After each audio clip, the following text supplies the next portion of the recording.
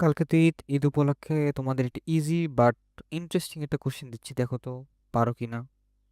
ধরো তুমি একটি ফুলদানি বানাতে চাচ্ছ যার আকৃতি প্যারাবোলার। আসলে এটা কিছু না।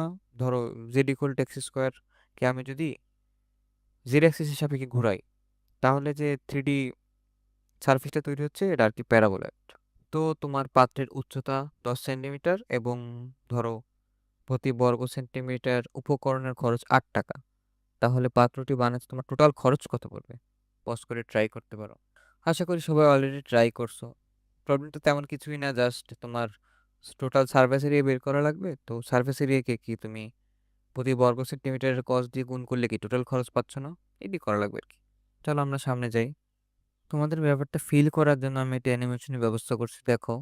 এখানে অ্যানিমেশনে কি হচ্ছে, জেড ইকুয়াল টু এক্স স্কোয়ারকে আমি কি এক্স অ্যাক্সিসের সাপেক্ষে ঘোরাচ্ছি 360 ডিগ্রি, তাহলে কি সুন্দর একটি সারফেস তৈরি হচ্ছে না? এই সারফেসটাই মূলত আমাদের লাগবে। এখন ধরো এখান থেকে আমরা একটি বেগুনি কালারের এলিমেন্টের উপাদান নিচ্ছি। এখন এইটার ক্ষেত্রফল বের করতে পারলে তাহলে কিন্তু আমাদের কাজ আসলে শেষ। ইন্টিগ্রেশন করলে আমরা টোটাল ক্ষেত্রফল পেয়ে যাব। কারণ ব্যাপারটা কি, পুরোটাই তো সিমেট্রিক, তাই না? এই এলিমেন্টের উপাদানের সাইডের দৈর্ঘ্যটা আসলে কি? Z equal to X square থেকে ছোট্ট একটা ডিএল যদি নেই, এখন এই ডিএলটা আমরা কিভাবে বের করব? তোমরা যদি অ্যানিমেশনের দিকে তাকাও, ত্রিভুজটির অতিভুজটা আমার কি ডিএল না? তো ডিএল বের করার জন্য আমরা প্রথমে পাইথাগোরিয়ান থিওরেম ইউজ করলাম, তারপর ডিজেড দিয়ে ভাগ করলাম আর গুণ করলাম। এরপর এক্স কে কি জেড এর সাপেক্ষে ডিফারেন্সিয়েট করলে আমার হয়ে যাচ্ছে না ডিএল বের করা। এখন ক্ষেত্রফল বের করার জন্য আমার আর কি বাকি থাকলো? উপরের পোর্শনটা না? তো উপরের পোর্শনটা আমরা যদি খুলে ফেলি, তাহলে কি আমরা একটা সরলরেখা বা 2π x দৈর্ঘ্যের স্বাভাবিক, কারণ বৃত্তের পরিধি 2π x। আর আমরা তার সাথে যদি পাশের ডিএলটা গুণ করি, তাহলে কি আমরা পুরো ব্যান্ডটার কি ক্ষেত্রফল পেয়ে গেলাম।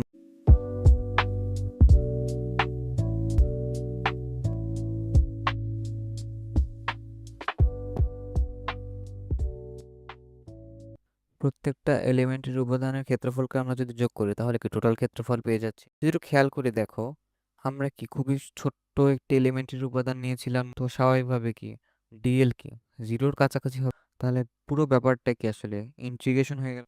এখন ইন্টিগ্রেশনটা তো তোমরা আশা করি ইজিলি সলভ করতে পারবে। ট্রাই করে দেখো পোস্ট করে।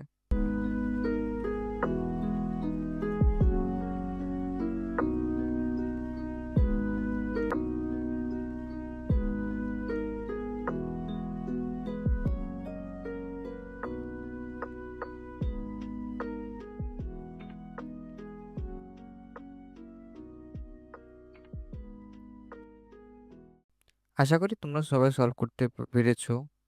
ক্ষেত্রফল আসছে কত? 136 সেন্টিমিটার স্কোয়ার। এরপর কি খরচ বের করার জন্য জাস্ট 8 দিয়ে গুণ করলেই তো হলো, 1095 আসবে অ্যান্সার। তোমাদের অ্যানিমেশন সহকারে ভিডিও করাটাকে কেমন লাগলো জানিও। আর কে কে পেরেছো নিজেরা ফার্স্ট ট্রাইতে, তাও কমেন্টে জানিও।